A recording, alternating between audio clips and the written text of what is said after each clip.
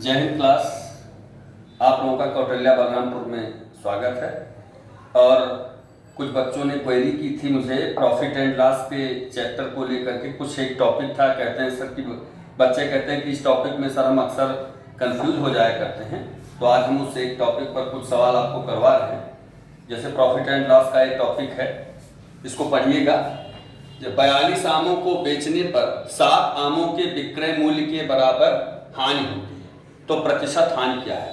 आपको सूत्र पे नहीं जाना है, इसको व्यवहारिकता से लगाना है। कैसे लगाना है हम आपको बता रहे हैं। कुछ नहीं करना, आपको ये देखना है कि भाई हानि या लाभ विक्रय मूल्य के बराबर हो रहा है या क्रय मूल्य के बराबर हो रहा है।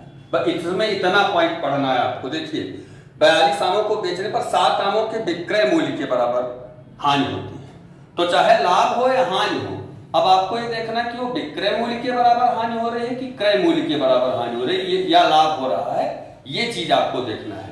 तो अगर विक्रय मूल्य के बराबर हानि लाभ हो रहा है तो एक वस्तु का सेलिंग प्राइस आपको 1 रुपया ऐसे नॉर्मली मान लेना है। भाई अगर हम एक वस्तु का विक्रय मूल्य 1 रुपया मानते हैं, लिखना उतना कुछ नहीं है, ऐसे नॉर्मली मान लो, क्योंकि हम लोग कॉम्पिटिटिव स्टूडेंट हैं। एक वस्तु का विक्रय, देखो लिखा है विक्रय मूल्य के बराबर हानि होती है। अगर यही क्रय मूल्य के बराबर हानि होती लिखा होता तो हम क्रय मूल्य 1 रुपया मानते हैं। अगर यहाँ विक्रय मूल्य के बराबर हानि लिखा हुआ है तो हम विक्रय मूल्य 1 रुपया मानेंगे। अगर यहाँ विक्रय मूल्य के बराबर लाभ होता है तो हम विक्रय मूल्य 1 रुपया मानेंगे। अगर लिखा होता कि क्रय मूल्य के बराबर लाभ होता है तो हम क्रय मूल्य यहाँ 1 रुपया मानेंगे। तो जो चीज इस तरीके से लिखो वही आपको मानना है। तो हम यहाँ मानते हैं कि विक्रय मूल्य मान लो एक वस्तु का 1 रुपया है, तो आप खुद देख रहे हैं कि कितने वस्तुओं को बेचा उसने 42, तो सेलिंग प्राइस कितना हुआ 42 रुपया। भाई जब एक वस्तु का विक्रय मूल्य आपने 1 रुपया माना है तो अब 42 वस्तुओं का विक्रय मूल्य आपका कितना हो गया 42 रुपया।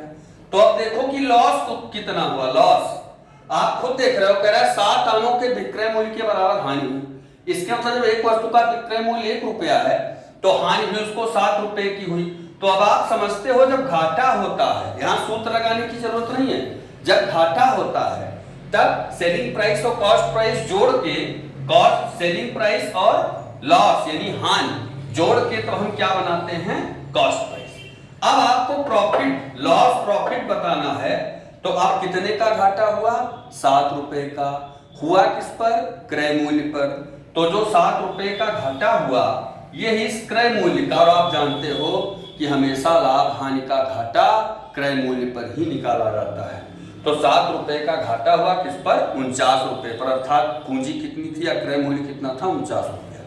तो 7 रुपया 49 का कितना परसेंट है, इतनी चीज निकाल दो आप, बस आपका आंसर आ जाएगा।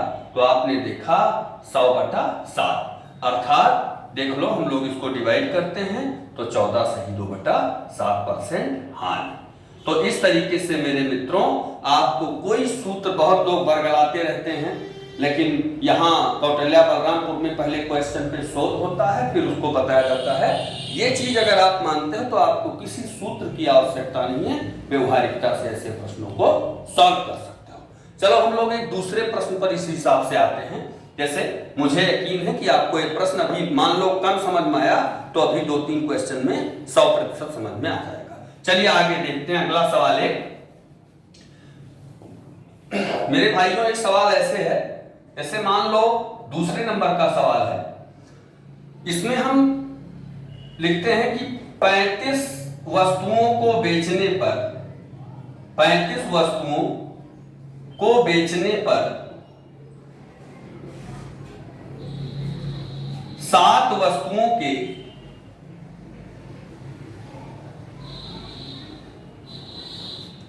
विक्रय मूल्य के बराबर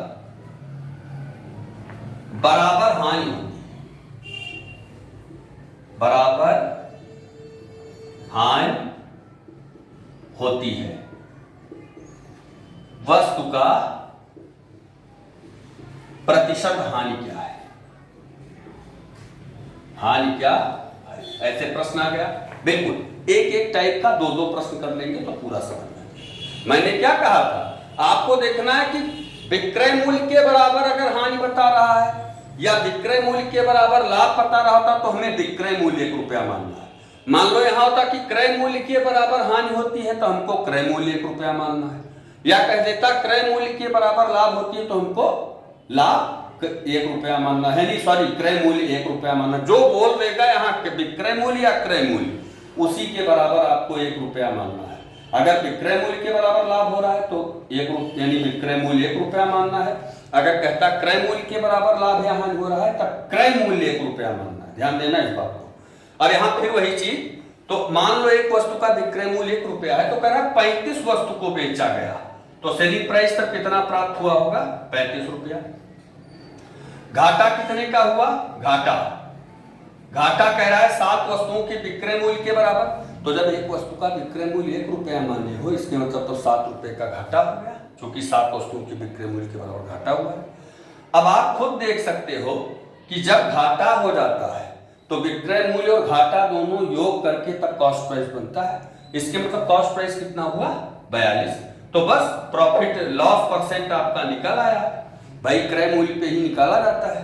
7 रुपए का घाटा हुआ किस पर 42 पर और गुणे 100 हम देख सकते हैं 7 एकदम 7 7 6 42 2 3 6 50। अब ये 50/3 आया, इसको छोटा कर लो 16 सही 2/3%। तो मुझे उम्मीद है कि ये प्रश्न आपके समझ में आ गया होगा। अब हम लोग मान लो यहां पर यह प्रश्न इस तरीके से कर दे कि 50 वस्तुओं को बेचने पर 7 वस्तुओं के विक्रय मूल्य के बराबर लाभ होता है। क्या लिखते, लाभ होता है, और फिर लिख दे तो वस्तु का प्रतिशत लाभ क्या है। इस तरीके से आपसे प्रश्न पूछे तब आप क्या करेंगे। बिल्कुल ये एकदम वैसे ही मैंने क्या कहा था मेरे मित्रों, कहा था कि अगर वो विक्रय मूल्य के बराबर लाभ या हानि कह रहा है कि इतने वस्तुओं के विक्रय मूल्य के बराबर लाभ हुआ या इतने वस्तुओं के विक्रय मूल्य के बराबर हानि हुआ, तो आपको एक वस्तु का विक्रय मूल्य मानना है 1 रुपया। और अगर क्रय मूल्य के बराबर लाभ या हानि पूछ रहा है, बता रहा है, तो आपको क्रय मूल्य 1 रुपया मानना है। ध्यान देना इस बात को, मैं बार बार इसीलिए इस पे जोर दे रहा हूं। तो फिर यानी विक्रय मूल्य के बराबर लाभ होता है, इसका आशय हमको विक्रय मूल्य 1 रुपया मानना है। तो यदि एक वस्तु का विक्रय मूल्य 1 रुपया मानते हो तो इसके मतलब 35 वस्तुओं को बेचा गया है तो विक्रय मूल्य कितना हो गया 35 रुपया। लाभ कितने का हुआ है 7 वस्तुओं के विक्रय मूल्य के बराबर, अर्थात जब एक वस्तु का विक्रय मूल्य 1 रुपया है तो 7 वस्तुओं के विक्रय मूल्य मतलब 7 रुपया। आप देख सकते हो तो कॉस्ट प्राइस आपका क्या हो जाएगा, जब लाभ होता है तब विक्रय मूल्य से लाभ घटाते हो तब कॉस्ट प्राइस मिलता है, और जब कॉस्ट प्राइस मिलता है तो हम बड़ी आसानी से प्रतिशत लाभ या हानि निकाल देते हैं। तो प्रॉफिट परसेंट आपका क्या हो गया, 7 का लाभ हुआ किस पर 28 पर, अर्थात 7 एकदम 7 7 चौक 28 25% का लाभ हो गया। तो मेरे भाइयों मुझे विश्वास है कि इस प्रकार का सवाल आपकी समझ में 100% आ रहा होगा। चलिए हम लोग थोड़ा सा और आगे बढ़ते हैं।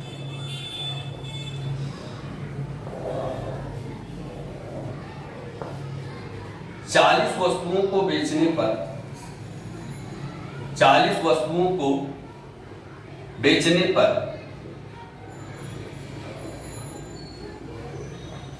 5 वस्तुओं के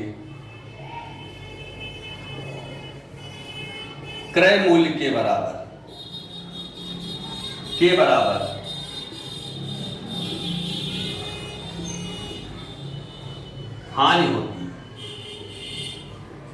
हानि होती है तो प्रतिशत हानि क्या है, प्रतिशत हानि क्या है। तो मेरे बंधुओं मैंने आपसे कहा था ना उस सवाल में विक्रय मूल्य के बराबर लाभ या हानि हो रहा था, यहां पर क्रय मूल्य के बराबर लाभ या हानि। तब यहां जब विक्रय मूल्य के बराबर लाभ या हानि हो रहा था तो आपने विक्रय मूल्य 1 रुपया माना था। ऐसे जब क्रय मूल्य के बराबर लाभ या हानि हो तब क्रय मूल्य आपको 1 रुपया मानना है। तो मान लो एक वस्तु का क्रय मूल्य 1 रुपया है, तो सोचो कि 40 वस्तुओं को बेचा गया तो इनका क्रय मूल्य क्या रहा होगा, ये चीज 40 रुपया। मैंने आपको एक चीज पहले ही बताया है, ये क्रय मूल्य के बराबर कह रहा है 5 वस्तुओं के क्रय मूल्य के बराबर हानि या लाभ हो तब आपको क्रय मूल्य 1 रुपया माना है। तो भाई 40 वस्तुओं को बेचा गया था, तो सोचो कि 40 वस्तुएं खरीदी कितने में, क्योंकि आपने क्रय मूल्य 1 रुपया माना है ना, तो क्रय मूल्य ही तो निकलेगा। तो 40 वस्तुओं का क्रय मूल्य क्या हो गया? 40 रुपया। अब हानि कितने का हुआ? 5 वस्तुओं के क्रय मूल्य के बराबर, अर्थात 5 रुपए का घाटा हो गया। अब प्रॉफिट, हानि परसेंट, लॉस प्रतिशत क्या हो जाएगा? सब दिया है। 5 रुपए का घाटा 40 रुपए में हो जाएगा, अर्थात 8, 4 दूनी 8, 25, अर्थात 25/2, तो 12 से 1/2% का हानि हो गया। तो इस तरीके से हम लोगों को ये सवाल लगाना है। मान लो यहाँ कह देता 40 वस्तुओं को बेचने पर 5 वस्तुओं के क्रय मूल्य के बराबर लाभ होता है, ये लिख देता है, लाभ होता है, और लिख देता तब प्रतिशत लाभ क्या है। तब आप क्या करते? वही चीज, तब यहां आपको क्या करना था? सीधा उसने कहा है 5 वस्तुओं के क्रय मूल्य के बराबर लाभ होता है, तो आपको तब वस्तु का क्रय मूल्य 1 रुपया मानना है। तो जाहिर सी बात है 40 वस्तुओं को बेचना है, और तब इसके मतलब 40 वस्तुएं उसने खरीदी थी। तो जब क्यों क्रय मूल्य जब 1 रुपया मानोगे, तो भाई जब क्रय मूल्य मानोगे तो क्रय मूल्य ही तो निकलेगा। तो सोचो इसके मतलब 40 वस्तुओं का क्रय मूल्य तुम्हारा 40 रुपया रहा होगा। अब तुमको फायदा हो गया, प्रॉफिट कितने का? 5 वस्तुओं के क्रय मूल्य के बराबर। तो जब एक वस्तु का क्रय मूल्य 1 रुपया है, इसका मतलब 5 का 5 रुपया। अब प्रॉफिट परसेंट आपका क्या हो जाएगा? आपके पास दिया हुआ है 5/40 × 100,